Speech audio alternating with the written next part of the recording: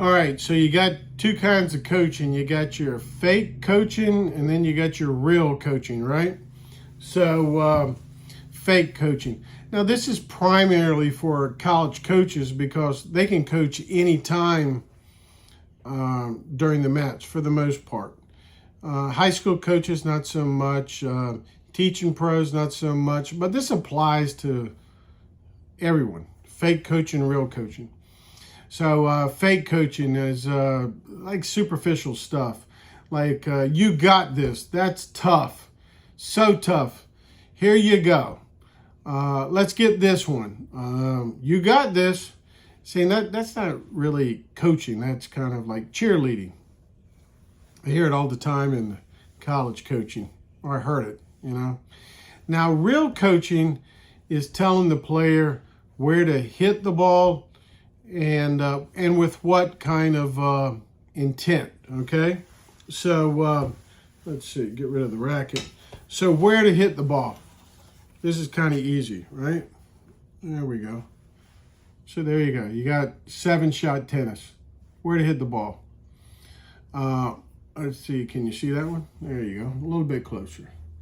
So 7-shot tennis, 1, 2, 3 is down the middle, 4 is cross court, 5 is more cross court, 6 is down the line, and 7 is a short ball. You can always ask me to text it to you, but anyway, 7 shots. That's where to hit it. Now, what intent? This is never ending, right?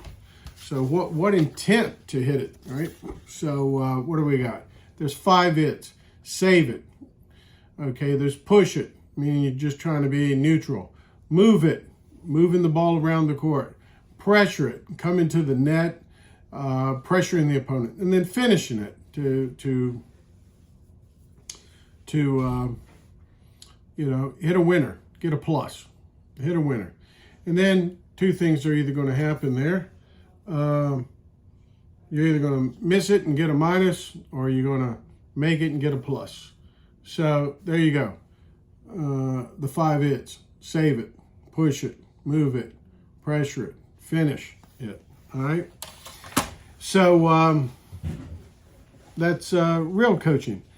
So what I've seen is in the college world and the parents and the teaching pros, often you kind of whine, or there's some whining that goes on sometimes. Not you wouldn't do this, of course, but there's some whining going on. Well, the player should have done this, and the player should have done that. The player didn't listen to me, and et cetera, et cetera. That's just whining. Now, some of it in the college world, maybe you just made a recruiting mistake. That's possible. So, I think it's much more advantageous for the parents and the coaches and the teaching pros. Hey, own the player's performance. Own it. So try to own it a little bit more than passing the buck. So I'll share with you 3 stories of some experiences I had doing this. Isaac Fundamurvy, who's now the Baylor assistant coach, I was coaching him up when he played for Old Dominion. We go to the national indoors in 2004. And Isaac turned out to be a really good player. Played main draw of Wimbledon, made quarterfinals in singles and doubles at the Hall of Fame professional tournament, ATP event. Played in the slams. And in college, he made the semifinals or better in singles and doubles in all 3 national tournaments. NCAA, national, the indoor tournament at the time, and the All-American. So the guy's good. So at the national indoors, prior to going to the national indoors, my 2 sons, Clark and Connor, they were playing Xbox. So I'm watching them play Xbox, and I think at the time Derek Jeter was at bat, and Derek Jeter had 2 strikes, and this little tip came up that said, in this situation, you must become, it's recommended that you become a contact hitter because it's hard to hit a home run in these situations. I didn't know that, but I like the tip. So I took that and I applied it to practice for Isaac that week. Because Isaac, he could serve. Anytime he was serving, He was moving the serve around, he was pressuring the serve and serving and volleying, or he was finishing and serving aces. He never just pushed it to start off a point, and he certainly wasn't doing save it. So that was Izak on serving. Now, return a serve, that wasn't so good. Return a serve, I'd say, Izak, what are you thinking? He goes, I'm just going to hold all day and break the guy. Well, how are you going to break the guy? Didn't really have a plan. So what we did when we went to the national indoors, I called the return of serve for every return of serve, that whole tournament. So I would just say, hey, here we go, Izak, let's get it started. Just push it back, push it back. And then sometimes it'd be 15, 30 second serve. Izak, here we go, pressure it, chip and charge. Let's go, chip and charge, let's pressure it. And often when you pressure a situation like that, the server, next point, doubles faults, or the server starts just spinning in the first serves. And Izak, I mean, had a great tournament. He beat Ludovic Walter from Duke. He made the semifinals, lost to Rollo de Hart, which I thought was a bad loss at the time, but then Rollo ended up playing U.S. Open first or second round against Rafa. So Rollo turned out to be a real player. But anyway, Izak made the semis, but I owned it and I called every return of serve. Now, when Izak was receiving like 40 love, server serving 40 love, second serve, here we go, let's just finish it. Now, I didn't really want him to finish it, but you had to let the guy shoot some rockets. But the point being is I called every return of serve because I was going to lose the match for him, let him win it, and then I lose it. In that case, I got to the semis, so I took some credit for that one. Okay, so another story, Norfolk State doubles. So Norfolk State doubles, we were horrible, not good. So before like the semifinals of the conference tournament, we're playing South Carolina State. And I told the coaches at the time, it's Nat Warren, Brittany Pilkington.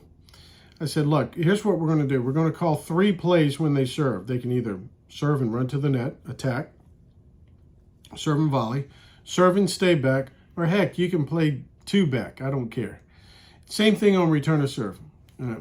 Returner gets in, returner stays back, or both players back. So I said, these players are not going to lose the match today. We're going to lose it or they're going to win it. So we called every play. That's coaching. You called every play. Now, I had number 1. Let's see, Brittany had number 3. Nat Warren had number 2. Brittany won at number 3. She was a better coach. Nat lost 7-5. He had a close match, man. He's calling his. And then my guys kind of gave up on me and the other guys were good. So I kind of got the bad luck. But here's the point. We didn't win it, but the performance was much better. And as a coach, you kind of felt defeated. Like, man, it was your fault. It wasn't the player's fault. So that was real coaching. And it had real pain as far as from a coach feeling. We weren't passing the buck. So that's real coaching. You're calling the tactics. You're telling them where to hit the ball, and that's pretty much that.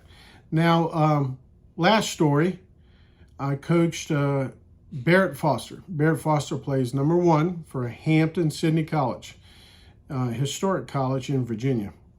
So Barrett, when I first started coaching Barrett, his parents, Beth and Billy, but especially Billy, called me in a very upset tone. Said, Barrett, who has long hair, guy looks like Borg. He said, Barrett played with some AirPods into his ears. These things right here. Played with AirPods. And Barrett was listening to music. So anyway, Billy wasn't happy about that situation. I was puzzled about it. But what a great tool. So later on, weeks later, months later, I put these bad boys into Barrett's ear, used my cell phone, dialed him up, and I had him play against opponents, and I talked in his ear the whole time. Of course, we were doing this in practice. It wasn't a tournament. But, man, you can coach up. You know, like I learned that Barrett was kind of holding his breath when he served, and, hey, breathe out. But then you could give the tactic or where to hit the ball. So putting AirPods into his ear and me calling him and watching the match and coaching him, that was pretty cool. Now, what I learned is that I could have the phone on him, call him, and then share that video with someone else. Heck, Roger Federer could have called him and coached him up during the match. I mean, we're in Virginia Beach. Roger's in Switzerland. That'd have been pretty cool. It'd have cost us about 20 grand. But anyway, we didn't want to do that. But anyway, coaches, get rid of the fake coaching. Don't be a cheerleader. Be a real coach, man. Coach some intent. You got it? Coach some intent. There it is. And coach them up where to hit the ball. 7 shots. Coach them up.